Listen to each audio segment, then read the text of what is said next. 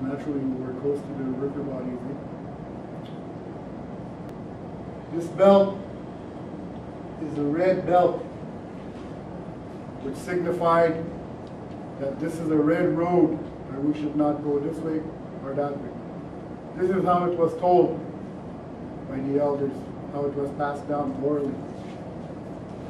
You're not going to cross this side, you're not going to cross that side. This is your way of life, and it should not be taken away from you, who you are, what your identity is. That's what it was. Here we have the three-figure wampum belt, which represents the Mitchikanibikok Inik, our people. That's me. That's them. That's who we are. That's what it's about. It's our identity.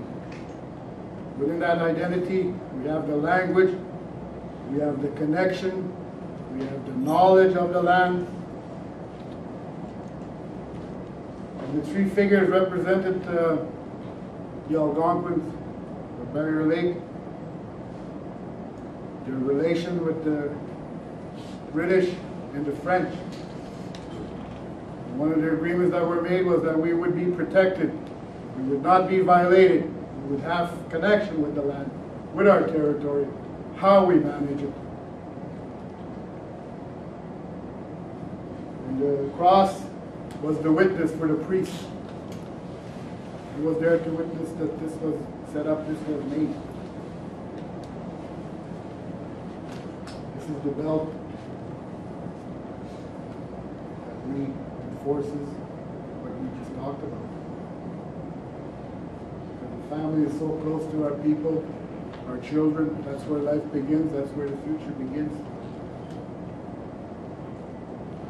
So that's the wampum belt that I wanted to just share with you. Within that, there's laws that govern us, how we function, how it was back then. Today, we see that it's not like that anymore. It's not like that anymore.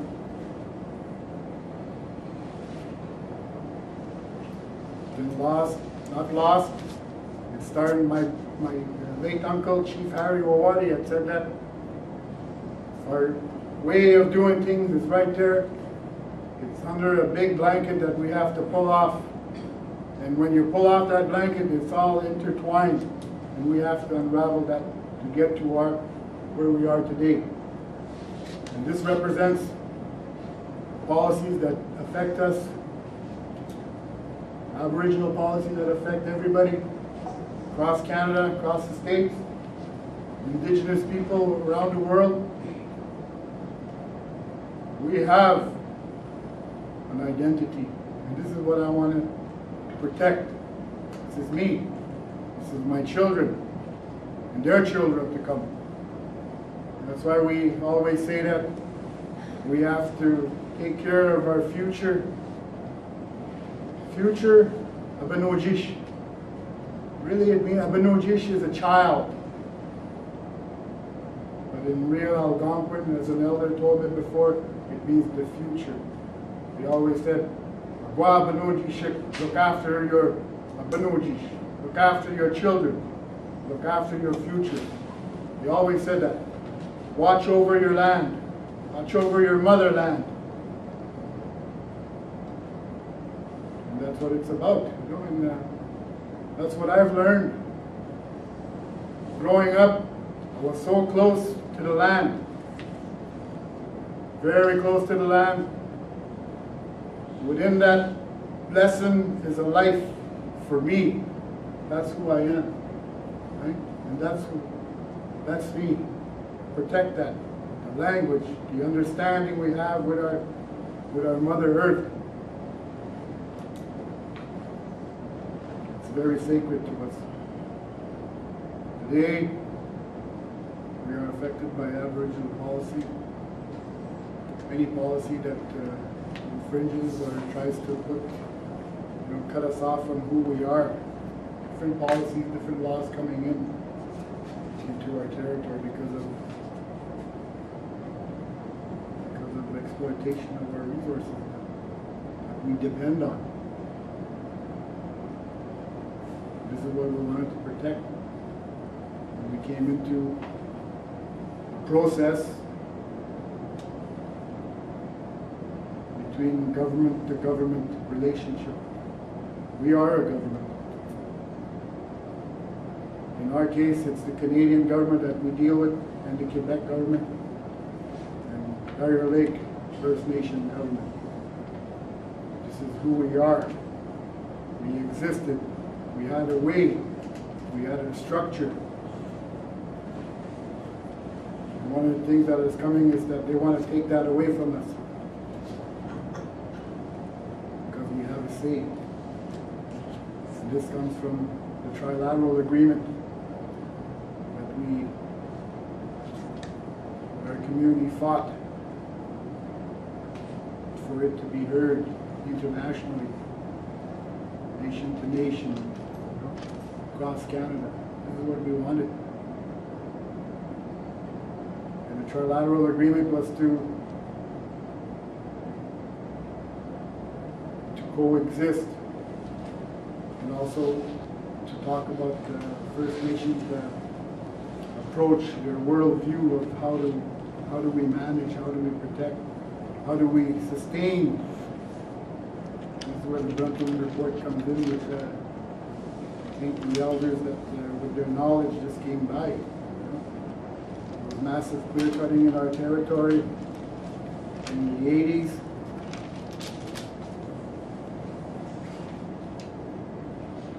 It was too much. We had to do something. Today I am 40 years old. Not today, but during this year I'm 40 years old. I'm about 15, 14, and I started getting involved with, that's a long time ago, not a long time ago, I'm still young. And it's when I started to try to understand and even implicate myself in the politics, community politics, outside politics, stuff like that. You know, I started to educate myself. And I'm grateful for that. We had to protect our way of life. We had to, you know, move people to different places, to explain, to talk about who we are, to, you know, this has to be a better way of living. When I talk about Indian policy, one of the policies that we bypassed was, you know, the comprehensive land claim approach. We took on a different process because, first of all, comprehensive land claims process is about extinguishing your rights to the land, to who you are. And we didn't want that. And one of the things that we had to do under this process, this claims process, is we have to show and demonstrate that we speak the language, that we are connected with the territory, and that we are organized, we have a structure. Yes, we are organized. Yes, we are structured. We're structured. This is what we're trying to bring out.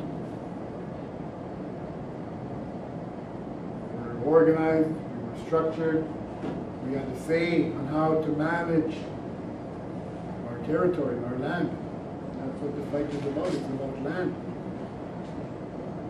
We don't want that. We depend on the food, the animals that live there. I remember that we had feasts. I didn't understand why we had feasts first, to begin with when I was small. But I saw it. But now I know why we have feasts. It's our responsibility, it's our obligation to give thanks to the animals that provided for us. And that was our belief system. Always giving, taking and giving. You know? Give back in your way, in our way.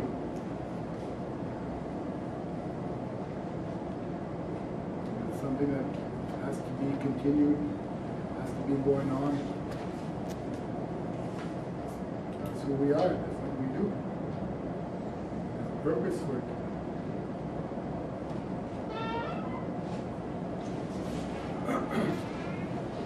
So, coming back to our political struggle, you know, we had to make noise so that we can be heard.